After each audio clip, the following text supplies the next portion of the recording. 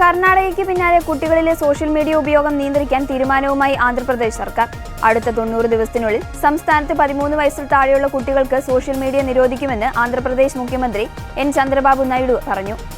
16 വയസ്സിൽ താഴെയുള്ളവർക്ക് social media നിരോധനം കർണാടക സർക്കാർ നടപ്പാക്കിയതിന് പിന്നാലെയാണ് ആന്ധ്രയിലും ഈ നീക്കം. കുട്ടികളിൽ വർദ്ധിച്ചുവരുന്ന സോഷ്യൽ മീഡിയ ആസക്തിക്ക് കടിഞ്ഞാണിടുക, കുട്ടികൾക്കു നേരെയുള്ള കുറ്റകൃത്യങ്ങളും ചൂഷണവും തടയുക എന്നിവയാണ് നിരോധനത്തിന്റെ ഉദ്ദേശങ്ങൾ. കുട്ടികളുടെ ഡിജിറ്റൽ ഉപയോഗത്തെക്കുറിച്ച് കൂടുതൽ പരിശോധനകൾ ആവശ്യപ്പെടുന്ന ആദ്യ ഇന്ത്യൻ സംസ്ഥാനമായി കർണാടക മാറി.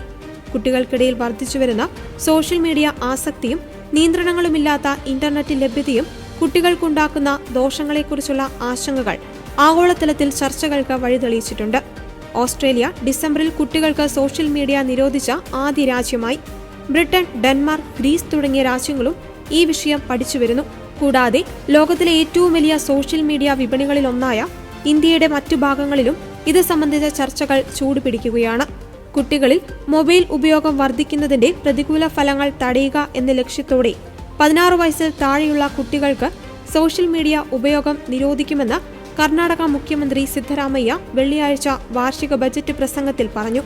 ഏകദേശം 750 ദശലക്ഷം സ്മാർട്ട് ഫോണുകളും 1 ബില്യൺ ഇന്റർനെറ്റ് ഉപഭോക്താക്കളുമുള്ള ലോകത്തിലെ രണ്ടാമത്തെ വലിയ സ്മാർട്ട് ഫോൺ വിപണിയാണ് ഇന്ത്യ.